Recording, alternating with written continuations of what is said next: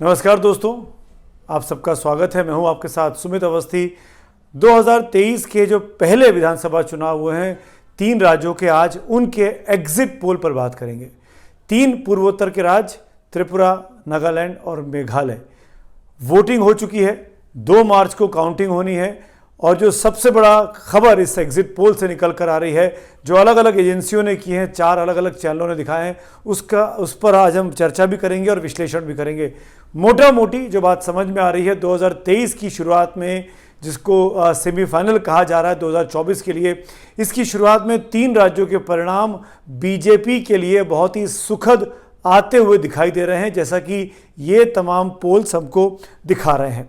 मैं बारी बारी से एक एक पोल का जिक्र आपको कर देता हूं राज्यवार तरीके से, फिर हम उसका विश्लेषण करेंगे। सबसे पहले बात त्रिपुरा की कर रहा हूं। त्रिपुरा में बीजेपी की सरकार रही। त्रिपुरा में 5 साल पहले बीजेपी 0 पर थी, लेकिन धमाकेदार एंट्री करती है 2018 में, और बीजेपी की वहां सत्ता अपने दम पर आती है उस पूर्वोत्तर राज्य में जिसको लेफ्ट का गढ़ माना गया, जहां पर कई सालों तक सीपीएम के मुख्यमंत्री माणिक सरकार साहब रहे। सबसे पहले बात, आज तक और एक्सिस का जो एग्जिट पोल है वो बीजेपी गठबंधन को यहाँ 36 से 45 सीटें दे रहा है। टीएमपी जो कि स्थानीय पार्टी है, जो कि जिसको कहा गया त्रिपुरा की मोथरा पार्टी है, वहाँ के प्रद्युम्न देव बर्मन साहब उसके मुखिया हैं, उस पार्टी को 9 से 16 सीटें मिल रही हैं।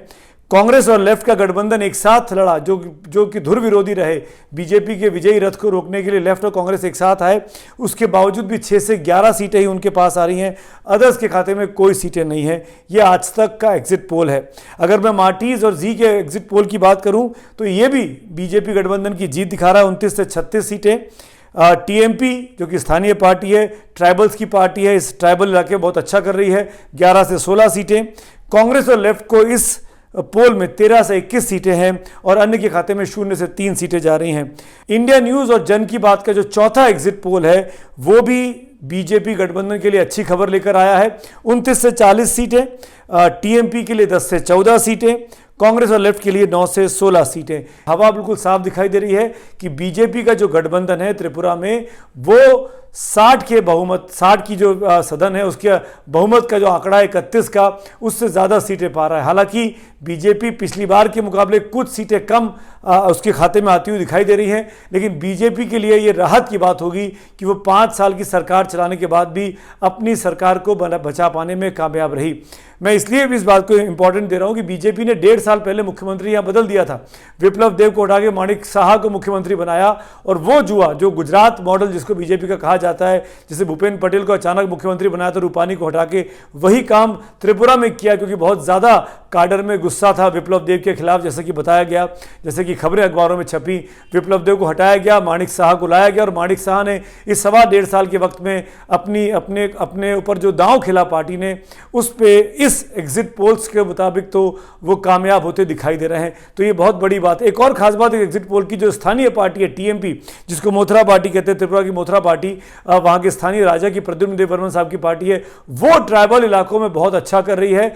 और क्योंकि वो ट्राइबल इलाकों में अच्छा कर रही है, तो नॉन ट्राइबल जो वोट है वो बीजेपी के पीछे इकट्ठा हो गया है, और शायद ये बहुत बड़ी वजह है कि त्रिपुरा में बीजेपी को इस टीएमपी के आने से नुकसान कम हुआ और सत्ता बचाए रखने में कामयाबी ज़्यादा हासिल मिल रही है। इस इलाके में कांग्रेस और लेफ्ट का गठबंधन कुछ खास नहीं कर पाया। अगले राज्य की बात करता हूं, और ये राज्य है मेघालय का। मेघालय एक ऐसा राज्य है जहां पर कल ही वोटिंग हुई, उसके बाद एग्जिट पोल भी सामने आ गया, और मेघालय के एग्जिट पोल में हमको वहां पे त्रिशंकु विधानसभा दिखाई दे रही है। एकमात्र ऐसा 3 राज्यों का एग्जिट पोल है, और चारों सर्वे जो सामने आए हैं वो चारों के चारों एनपीपी, जो कि संगमा साहब की पार्टी है, पीए संगमा जो कि स्वर्गीय है, उनके बेटे कोनाट संगमा मुख्यमंत्री हैं, वो सबसे बड़ी पार्टी बनकर उभर रही है। और इस इलाके में बीजेपी हालांकि एनपीपी के साथ मिलकर सरकार चलाती रही। चुनाव के पहले गठबंधन से दोनों अलग अलग हो गए, अपने अपने दम पे लड़े, लेकिन बीजेपी को पिछली बार 2 सीटें थी, वो बीजेपी के खाते में इजाफा दिखाई दे रहा है चारों एग्जिट पोल्स में। कांग्रेस यहां भी कुछ खास नहीं कर पाई है। आंकड़े आपके सामने हैं। सबसे पहले आज तक एक्सिस पोल में एनपीपी 18 से 24, कांग्रेस 6 से 12, बीजेपी 4 से 8, टीएमसी 5 से 9, जी न्यूज मार्टिनेज 21 से 26, कांग्रेस 3 से 6, बीजेपी 6 से 11, टीएमसी 8 से 13। टाइम्स नाउ ईटीजी 18 से 26 एनपीपी, 3 से 6 बीजेपी, 8 से 14 टीएमसी। इंडिया न्यूज जन की बात 11 से 16 एनपीपी, कांग्रेस 11 से 6, बीजेपी 3 से 7 और टीएमसी 14 से 9। तो खास बात यह है कि मेघालय में तृणमूल कांग्रेस बड़ा अच्छा करती हुई दिखाई दे रही है। एनपीपी जो कि संगमा साहब की पार्टी है, उनका एक ताज़ा बयान भी आज अखबारों में छपा है। इस एग्जिट पोल के आने के बाद उन्होंने ये कहा है कि अगर वो पार्टी जो राष्ट्रीय स्तर पर पूर्वोत्तर के मामलों को, मेघालय के मामले को उठाएगी, वो उनके साथ गठबंधन करना चाहेंगे। तो क्या ये इशारा वही है कि वो बीजेपी के साथ जाना चाहेंगे? क्योंकि दिल्ली में तो बीजेपी की सरकार है, नरेंद्र मोदी प्रधानमंत्री हैं और बीजेपी के साथ मिलकर एनपीपी सरकार चलाती भी रही है।